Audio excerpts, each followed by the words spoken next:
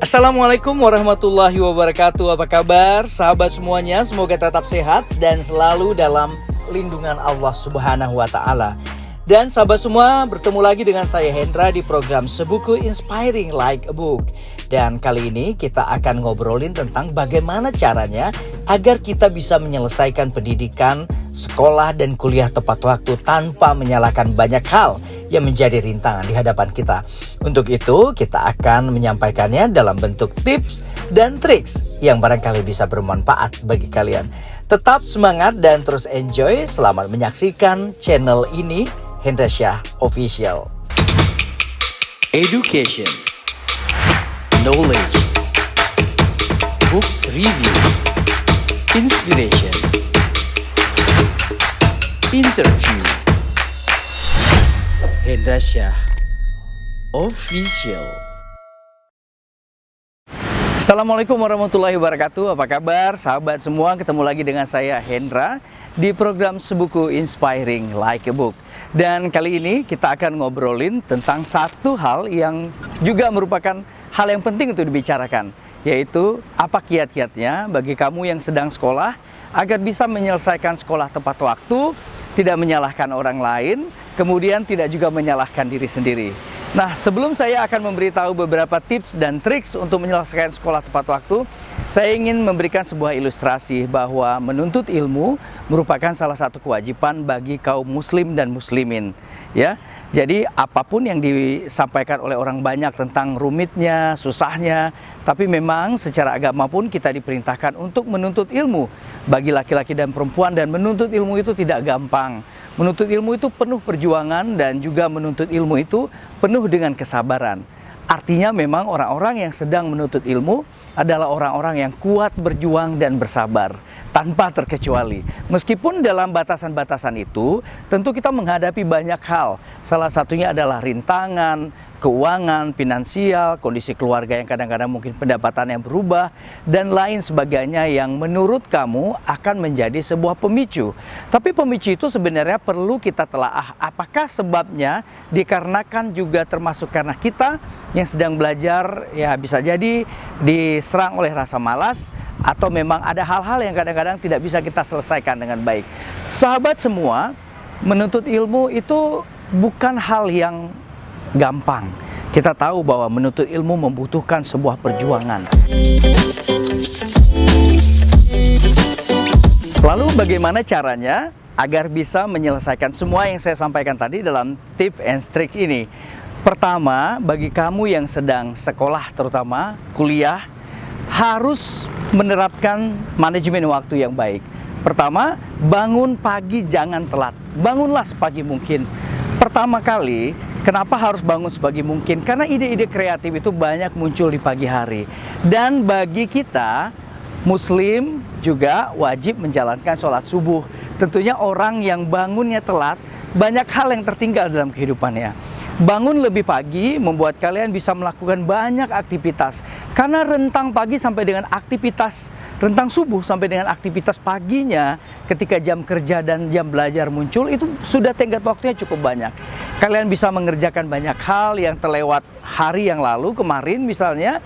Kalian bisa mengevaluasi lagi apa-apa yang belum kalian kerjakan dengan baik. Kalian bisa memperhatikan mana yang belum sungguh-sungguh dilakukan. Dan biasanya kalian akan tercerahkan dengan hal-hal hari yang baru. Karena pagi itu membawa sebuah semangat yang baru. Dan banyak hal juga bisa kita lakukan di pagi hari itu. Tentu saja hal ini menjadi sebuah kebaikan bagi kita semua. Banyak hal yang dilakukan bisa pagi hari. Mengevaluasi, belajar kembali, mengupdate yang belum dilakukan sebelumnya. Dan yang kedua adalah terapkan manajemen waktu yang benar di dalam aktivitas kalian semua. Yang dimaksud dengan manajemen waktu di sini adalah kalian tentu punya lingkungan pertemanan, kalian punya sahabat, kalian punya geng lah istilahnya seperti itu, dan kalian punya banyak hal yang perlu kalian misalnya saling bertegur sapa, saling berdiskusi, saling menanya keadaan. Tetapi yang saya masukkan manajemen waktu di sini adalah semua orang harus bisa memiliki bagaimana program-program prioritas untuk dirinya sendiri. Jangan sampai kita terlalu banyak melakukan hal-hal yang tidak ada kaitannya dengan apa yang sedang kita tempuh. Misalnya pendidikan, walaupun ada yang mengatakan harus bisa juga mengerjakan hobi, menjalankan aktivitas bisa menjadi passion kamu, itu memang benar. Tapi tujuan utama kamu adalah belajar. Yang sedang kamu lakukan adalah belajar. Tapi tentukan cara-cara agar prioritas setting kamu dalam menyelesaikan waktu yang tidak banyak itu harus dimanage sedemikian rupa, lebih enak, lebih enjoy, lebih kamu banget. Artinya kamu memanagenya tidak berdasarkan kepentingan orang lain, tapi kamu memanagenya berdasarkan kemampuan kamu memanage waktu yang dibutuhkan untuk menyelesaikan tantangan kamu itu. Dan manajemen waktu merupakan sesuatu yang penting untuk apapun sebenarnya, bukan hanya untuk belajar, tapi juga untuk menyelesaikan banyak perkara dalam aktivitas kehidupan kita sehari-hari. Dan yang ketiga adalah jangan menunda-nunda waktu. Banyak orang yang cerita ya, diskusi kepada saya, katanya gampang lah, nanti besok bisa disekaligus,kan, besok bisa disegerakan dengan yang lain, atau secara merata besok semua bisa disiapkan lah, beres gitu. Yakin itu kata yang paling tidak benar. Karena menunda-nunda waktu artinya kamu sedang mengundang tantangan datang dalam kehidupan kamu. Kamu tidak punya banyak waktu, kita punya satu hari 24 jam.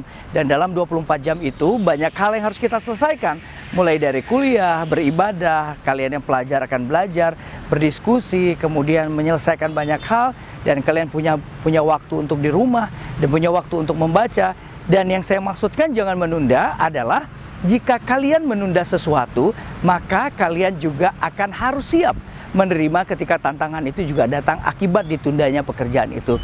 Jadi jangan sekali-kali menunda pekerjaan seperti tugas-tugas kuliah. Karena tugas itu tentu ada targetnya. Target yang diselesaikan 3 hari harus bisa diberikan waktu untuk selesai dalam 3 hari. Karena tugas-tugas yang lainnya akan datang kemudian dan akan membuat itu menjadi double. Ketika itu menjadi double, kalian mengerjakannya kadang-kadang tidak punya prioritas lagi. Dikerjakanlah semua tugas itu dengan cara yang biasa saja dan akhirnya tidak memiliki kedalaman pada apa yang ingin kalian sampaikan pada penyelesaian tugas itu. Dan yang keempat, semua itu ada tenggat. Tenggat waktunya misalnya untuk A sekian menit, untuk B sekian menit, untuk C sekian menit. Dan itu semua harus dielaborate dengan sangat baik sekali. Dan yang keempat adalah refleksi pada apa yang kalian jalankan setiap hari. Misalnya, apakah dalam minggu ini capaian yang saya dapatkan dalam belajar sudah sesuai dengan target saya atau belum? Apakah minggu kemarin capaian yang saya inginkan dalam belajar sesuai dengan keinginan target saya atau belum? Itu merupakan satu evaluasi yang bisa direfleksikan di dalam aktivitas belajar kalian sehari-hari. Yang keempat ini cukup penting loh.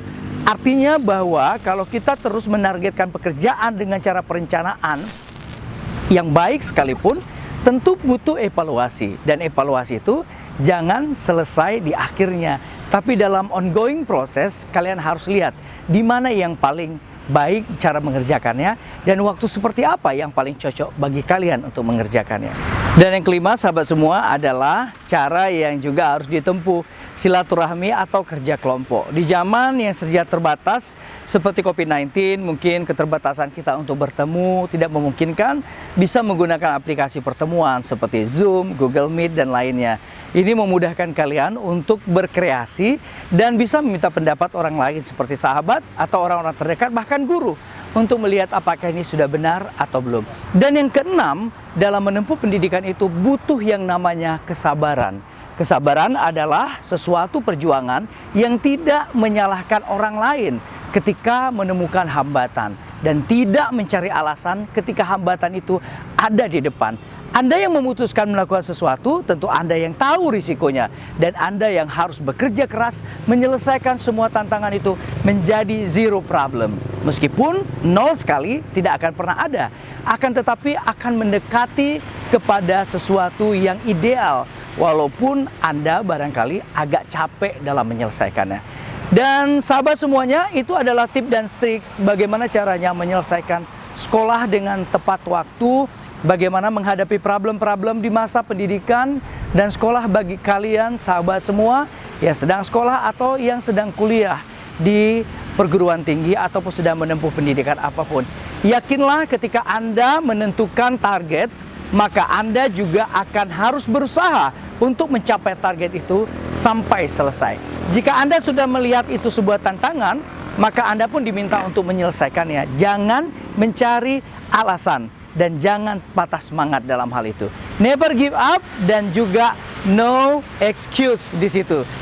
Harus ditentukan bahwa masa depan adalah milik Anda, bukan milik orang lain. Anda jangan bercermin pada framing orang lain, pada gambaran dan bingkai orang lain, tapi bercerminlah pada kemampuan dan juga kepada talenta yang Anda miliki.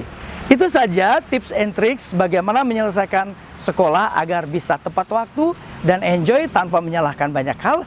Sampai ketemu lagi di sebuku Inspiring Like Ebook lainnya. Saya Hendra pamit. Assalamualaikum warahmatullahi wabarakatuh.